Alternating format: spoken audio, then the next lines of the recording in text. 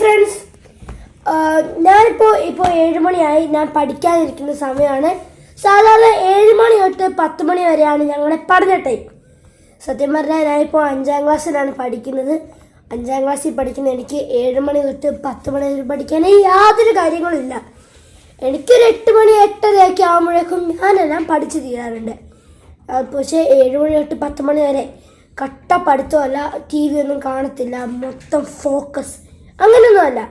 ഇപ്പം തന്നെ ക്വിസ് പഠിക്കാൻ നോക്കുകയാണെങ്കിൽ ഇത്ര നേരം വേറെ എന്തെങ്കിലും ചെയ്യും, അത് കഴിഞ്ഞ് ക്വിസ് പഠിക്കും. ഫുഡ് കഴിക്കുന്നത് ഒരു 9 മണിയാകുമ്പോഴായിരിക്കും.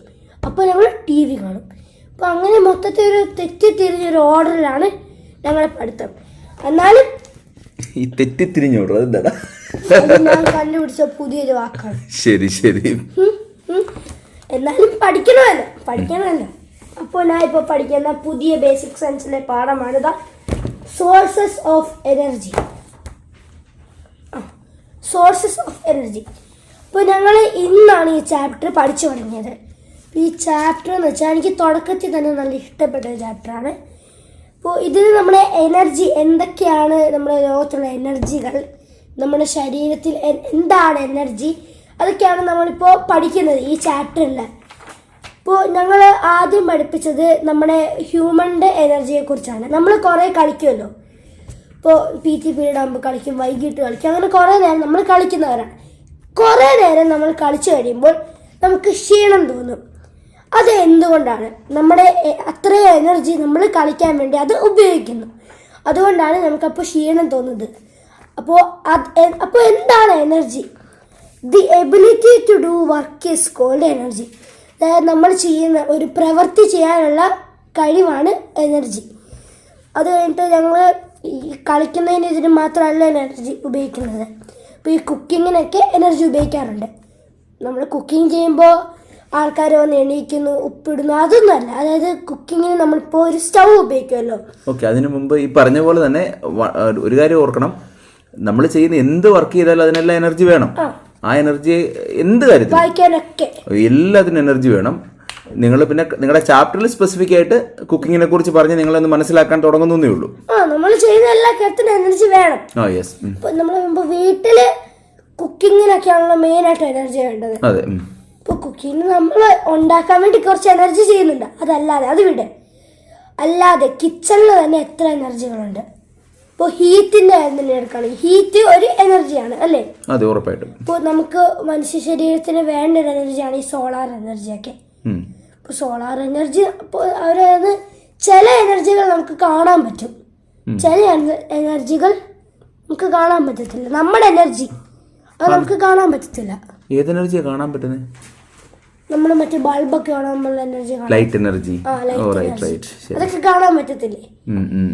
ഈ ഹീറ്റിന്റെ എനർജി നമുക്ക് കാണാൻ പറ്റത്തില്ലല്ലോ, അനുഭവിക്കാനേ പറ്റുള്ളൂ.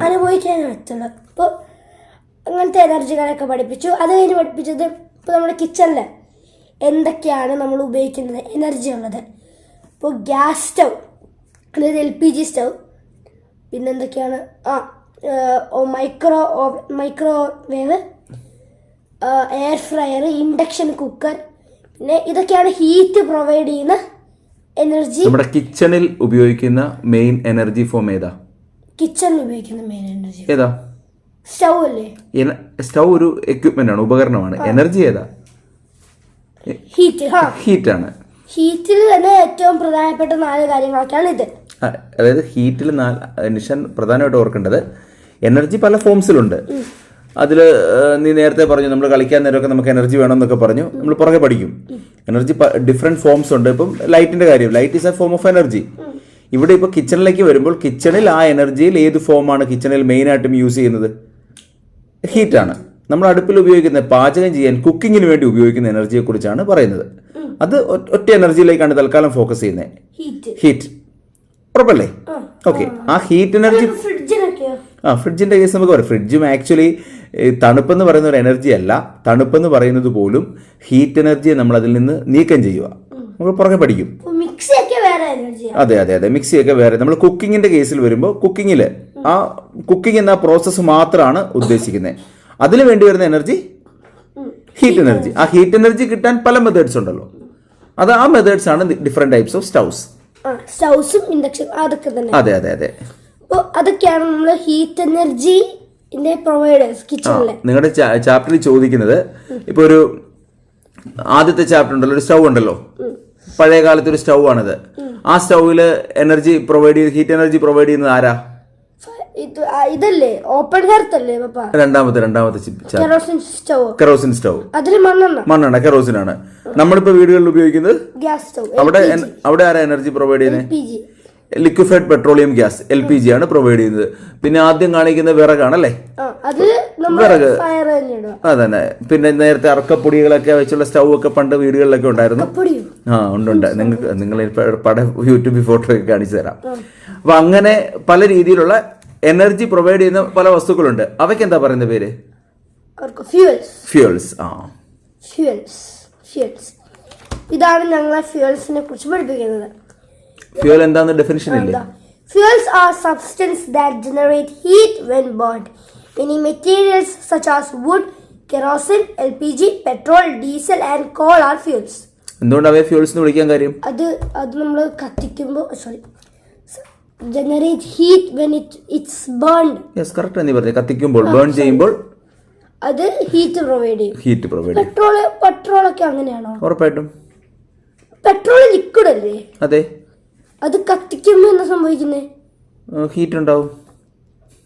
എനിക്ക് മനസ്സിലായി. എന്ത് പറ്റി? പെട്രോൾ കത്തിക്കുമ്പോ ചൂട് വരും, തീ വരും, ഹീറ്റ് ആവും. യെസ്, അപ്പൊ ഇത് ഈ പറഞ്ഞ പോലെ ഇപ്പൊ വലിയ ഒരുപാട് കേസുകൾ നൽകുന്നത് ഇതെല്ലാം ഫ്യൂൽസ് ആണെന്ന് ഓർക്കുക. അത് പെട്രോള്, ഡീസലൊക്കെ അതിന്റെ ഗ്യാസ്, അതിന് പ്രത്യേക എൻജിൻസ്, അതാണ് ഫ്യൂൽ. അതിന് പ്രത്യേക എൻജിൻസ് ഉണ്ട്. ആ എൻജിൻസിലെ പ്രവർത്തനവും ആക്ച്വലി ഹീറ്റ് പ്രൊവൈഡ് ചെയ്യുക എന്നുള്ളത് തന്നെയാണ്. പിന്നെ മറ്റ് പല പ്രവർത്തനം നിങ്ങൾ കുറച്ചുകൂടെ സീരിയസ് ആയിട്ട് ഈ ചാപ്റ്ററിൽ തന്നെ അടുത്ത പോർഷനിലേക്ക് പോകുമ്പോൾ എനർജിയുടെ മറ്റ് ചില ഫോംസ് ഒക്കെ പഠിക്കും. തൽക്കാലം കിച്ചന്റെ കാര്യം ഓർക്കുക, കുക്കിങ്ങിന്റെ കാര്യം ഓർക്കുക. കൂടെ കുക്കിംഗ് ഉപയോഗിക്കാൻ ഹീറ്റ് പ്രൊവൈഡ് ചെയ്യുന്ന ആ വസ്തുക്കൾ എന്താണോ അവയെ നമുക്ക് ഫ്യൂൽസ് എന്ന് വിളിക്കാം. അത്ര പഠിപ്പിച്ചല്ലേ? അല്ലാതെ പിന്നെ ബാക്കി വേറെ വീട്ടിലൊക്കെ എന്തൊക്കെ ചെയ്യുന്നതെന്നൊക്കെ പഠിപ്പിച്ചു. ചുമ്മാ ക്ലീനിങ്, അയണിങ് അതിനൊക്കെ നമ്മൾ ഇത് ഉപയോഗിക്കുമല്ലോ, എനർജി ഉപയോഗിക്കുമല്ലോ. അപ്പോൾ അതൊക്കെ തന്നെയാണ് ഞങ്ങൾ പഠിപ്പിച്ചത്. ബാക്കി വിശേഷങ്ങളൊക്കെ ഞാൻ വീണ്ടും വരുന്നതായിരിക്കും. അതുവരെ ബൈ. പഠിക്കുകയാണെന്ന തോതിൽ വെറുതെ ഇരിക്കുന്നവരാണ്. ഫോണും പിടിച്ച് പഠനത്തിൽ ഫോണുമായിട്ടിരിക്കുന്നത്. അല്ലല്ല, ഞാൻ ഇവിടെ ഒരു ഇത് കണ്ടപ്പം എന്താ ഓക്സ്ഫോർഡ് യൂണിവേഴ്സിറ്റിയുടെ 2025 വാക്ക് റേജ് ബെയ്റ്റ് ആന്ന് പറഞ്ഞു. അപ്പൊ അതുകൊണ്ട് ബാക്കിയുള്ള ഇമ്പോർട്ടന്റ് ആയിട്ടുള്ള ഏതൊക്കെയാണെന്ന് നോക്കിയതാ. Word of the year 2025 rage bait ആണ് ഓക്സ്ഫോർഡ് യൂണിവേഴ്സിറ്റിയുടെ റേജ് ബെയ്റ്റ്. അപ്പം പ്രൊവോക്കേറ്റീവ് കണ്ടന്റ് ഞാൻ നോക്കുന്നതേ ഉള്ളൂ. അപ്പോഴത്തേക്കാ നിങ്ങൾ വന്നേ. എന്നാ പിന്നെ പറയാല്ലേ. കാണുന്നവരെ ബൈ. സ്നേഹപൂർവ്വം കോട്ടയത്ത് നിന്നും നിബിനൊപ്പം നിശ.